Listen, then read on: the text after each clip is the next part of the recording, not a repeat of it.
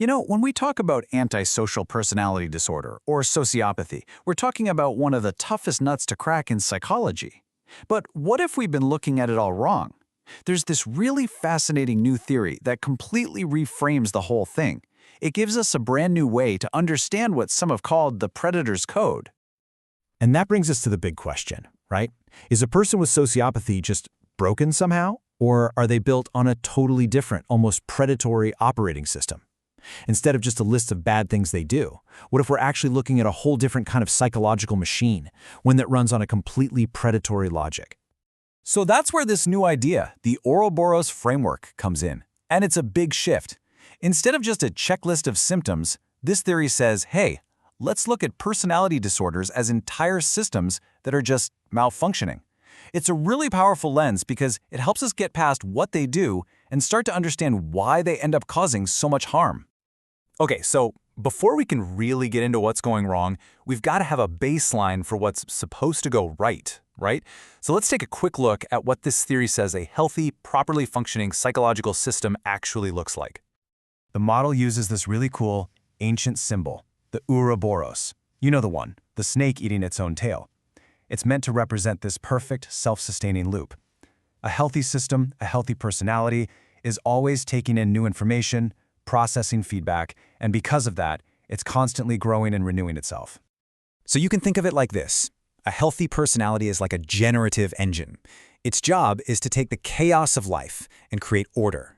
It's designed to learn from its mistakes and to keep spiraling upwards, becoming more complex and hopefully a little wiser. Basically, it builds, it connects, and it grows. But with antisocial personality disorder, something goes catastrophically wrong. That amazing, generative, life-affirming loop we just talked about, it gets inverted. It flips on its head and becomes something else entirely.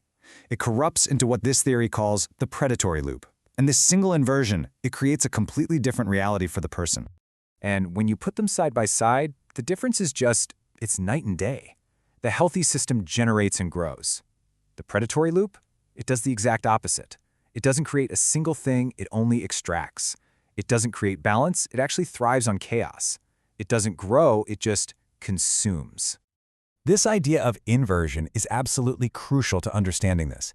See, the ASPD system can't generate its own stability, it just can't do it. So to survive, it has to feed on the order and structure it finds in other people's lives. It literally siphons off their trust, their money, their emotional well-being, and what does it give back in return? Chaos. It exports destruction right back into their world. Okay, so that's the big picture, but how does this system actually work? I mean, what are the specific tools, the mindsets it uses to pull off this predatory strategy? This is where the theory gets super specific and honestly, pretty fascinating.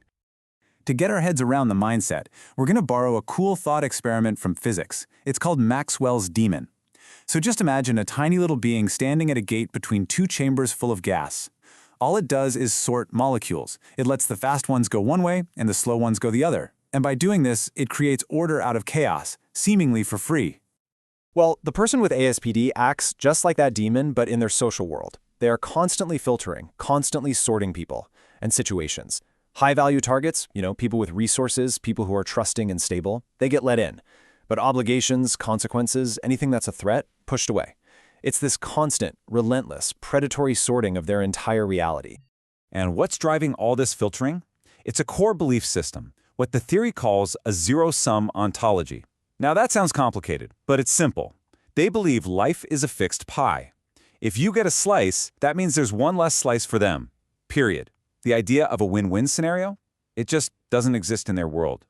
For them to get ahead, someone else has to fall behind. To them, cooperation isn't a strategy, it's a sucker's bet. And all of this whole worldview, it boils down to one single, pretty chilling axiom. This is the fundamental operating principle of the predatory loop. For me to exist, you must diminish. Just let that sink in. Their gain is always, always tied to someone else's loss. And you see that axiom play out in this very methodical, repeatable 5-step process. First, they scan, looking for a stable, trusting target. Then, they infiltrate, mirroring that person's values to create this incredibly fast but totally fake bond. Step 3 is extract, where they start siphoning off resources, money, emotions, social status, you name it. Then comes a really critical step. They destabilize. They inject chaos into the target's life to hide what they're doing. And then finally, once the target is all drained, they detach. They discard them and just move on to the next one. All right, so this model is incredibly good at describing what's happening. But so what? What's the point if we can't do anything with it? Well, this is where the real power of this framework comes in. Because by understanding the mechanics of the system, we can actually build a way more effective defense against it.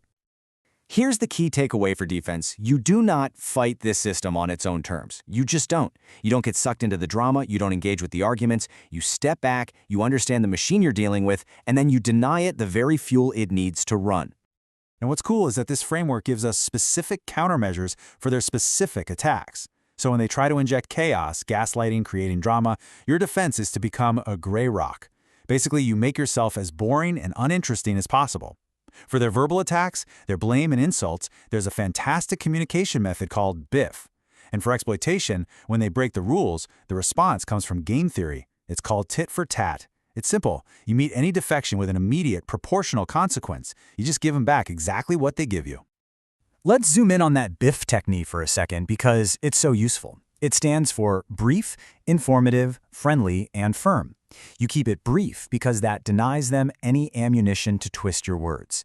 You keep it informative, sticking only to objective facts. Something like, the deadline was Friday at 5 p.m. The report wasn't received. No emotion, just facts. You keep the tone friendly, which helps de-escalate things and avoid triggering their aggression. And finally, you stay firm. You clearly state your position and you end the conversation. For example, I'm not able to discuss this any further. It's like a script that just shuts down the manipulation. When you get right down to it, all of these strategies are serving one simple principle: starve the parasite. This whole predatory system, it feeds on the energy of your emotional reactions. It feeds on the chaos it creates. If you simply refuse to provide that energy, if you don't engage, the loop breaks down. It runs out of gas, and they're forced to go look for fuel somewhere else. And that brings us to one final, much bigger question. This theory gives us an amazing playbook for how to defend ourselves as individuals. But what if we zoomed out? How could we apply these same principles on a larger scale? I mean, how do we design our families, our workplaces, our whole communities to be naturally immune to this kind of thing? To be resistant to this predatory infiltration from the get-go? That, I think, is the real challenge this whole idea leaves us with.